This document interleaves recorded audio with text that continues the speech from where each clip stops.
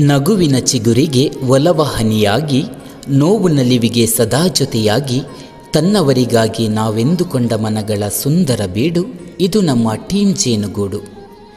ಗುರು ಎಂದರೆ ವ್ಯಕ್ತಿಯಲ್ಲ, ಅದೊಂದು ಶಕ್ತಿ. ಅಜ್ಞಾನದ ಕತ್ತಲೆಯ ಕಳೆದು ಸುಜ್ಞಾನದೆಡೆ ಕರೆದುಕೊಂಡು ಹೋಗುವ ಶಬ್ದವೇ ಗುರು.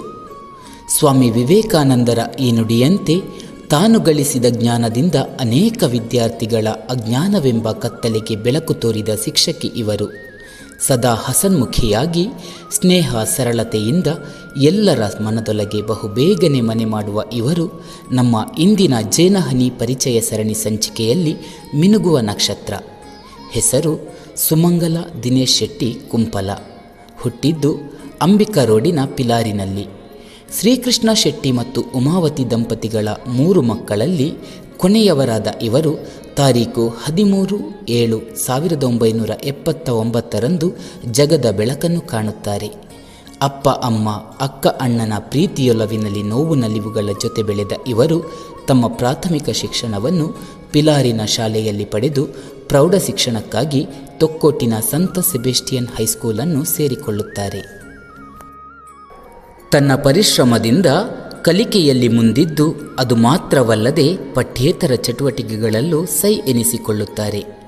ಮುಂದೆ ಜ್ಯೋತಿಯ ಮಹಿಳಾ ಕಾಲೇಜಿನಲ್ಲಿ PUCಯನ್ನು ಮುಗಿಸಿ ಪದವಿ ಶಿಕ್ಷಣಕ್ಕಾಗಿ ಮಂಗಳೂರು ವಿಶ್ವವಿದ್ಯಾನಿಲಯಕ್ಕೆ ಸೇರುತ್ತಾರೆ.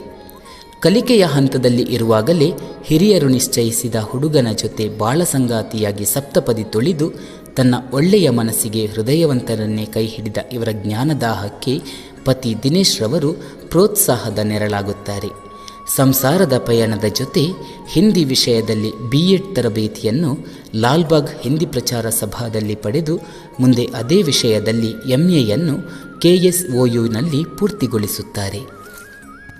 ತನ್ನ ಸುಂದರ ದಾಂಪತ್ಯದ ಫಲವಾಗಿ ಪ್ರಜ್ವಲ್ ಮತ್ತು ಶ್ರೇಯಾ ಎಂಬ 2 ಮಕ್ಕಳನ್ನು ತಮ್ಮೊಡಲಿಗೆ ಬರಮಾಡಿಕೊಂಡ ಸುಮಂಗಲರವರು ಮುಂದೆ ತನ್ನ ಪತಿಯ ದುಡಿಮೆಗೆ ತಾನೂ ಕೈಜೋಡಿಸಬೇಕೆಂಬ ನಿಟ್ಟಿನಲ್ಲಿ ತೌಡುಗೋಳಿಯ ಅಲ್ ಮದೀನಾ ಇಂಗ್ಲಿಷ್ ಮೀಡಿಯಂ ಸ್ಕೂಲ್ನಲ್ಲಿ ಶಿಕ್ಷಕಿಯಾಗಿ ಸೇವೆ ಸಲ್ಲಿಸುತ್ತಾರೆ.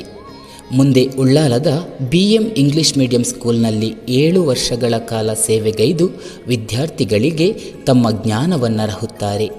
ಇದೀಗ 13 ವರ್ಷಗಳಿಂದ ತೊಕ್ಕೋಟಿನ ಸೈನ್ಸ್ ಸೆಬೆಸ್ಟಿಯನ್ ಆಂಗ್ಲ ಮಾಧ್ಯಮ ಶಾಲೆಯಲ್ಲಿ ಸೇವೆ ಸಲ್ಲಿಸುತ್ತಿದ್ದು ಮಕ್ಕಳ ಪ್ರೀತಿಗೆ ಪಾತ್ರರಾಗಿ ಉತ್ತಮ ಶಿಕ್ಷಕಿ ಎನಿಸಿಕೊಂಡಿದ್ದಾರೆ.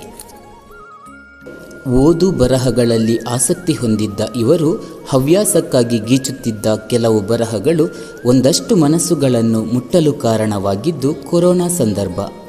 ಕೆಲಸ ಕಾರ್ಯಗಳಿಲ್ಲದೆ ವಿರಾಮದಲ್ಲಿದ್ದಾಗ ಜಾಲತಾಣಗಳಲ್ಲಿ ಕೆಲವೊಂದು ಸಾಹಿತ್ಯ ಬಳಗಗಳಲ್ಲಿ ತಮ್ಮ ಬರಹಗಳನ್ನು ರಚಿಸಿ ಮುಂದೆ ಸಾಹಿತ್ಯದ ಹಲವು ಪ್ರಕಾರಗಳನ್ನು ಕಲಿತುಕೊಂಡು ಒಂದಷ್ಟು ರಚನೆಗಳನ್ನು ಕವಿಗೋಷ್ಠಿಗಳ ಮೂಲಕ ಜನಮನಗಳಿಗೆ ಮುಟ್ಟಿಸುವಲ್ಲಿ ಯಶಸ್ವಿಯಾಗಿದ್ದಾರೆ.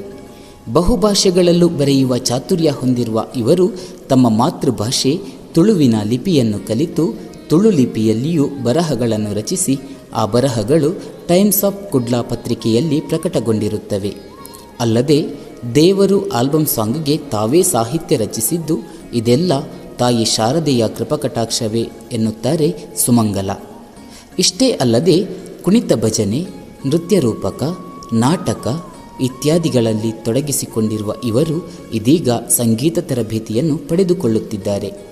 ತನ್ನೆಲ್ಲ ಆಸೆ ಆಕಾಂಕ್ಷೆಗಳಿಗೆ ಪತಿ ದಿನೇಶ್ ಹಾಗೂ ಮುದ್ದು ಮಕ್ಕಳ ಸಂಪೂರ್ಣ ಸಹಕಾರ ಇದ್ದು ಆಡಂಬರವಿಲ್ಲದ ನೆಮ್ಮದಿ ತುಂಬಿದ ಚಿಕ್ಕ ಸಂಸಾರದೊಳಗೆ ತಾನು ಸುಖಿಯಾಗಿದ್ದೇನೆ, ದೇವರು ನಡೆಸಿದಂತೆ ಬದುಕು ಎಂದೆನ್ನುವ ಸುಮಂಗಲರವರ ಬದುಕಲ್ಲಿ ಇನ್ನು ಮುಂದೆಯೂ ಸಂತೋಷ ತುಂಬಿರಲಿ, ಅಂದುಕೊಂಡ ಕಾರ್ಯಗಳೆಲ್ಲವೂ ಕೈಗೂಡಲಿ ಎಂಬುದು ನಮ್ಮ ಟೀಮ್ ಜೇನುಗೂಡಿನ ಹಾರೈಕೆ.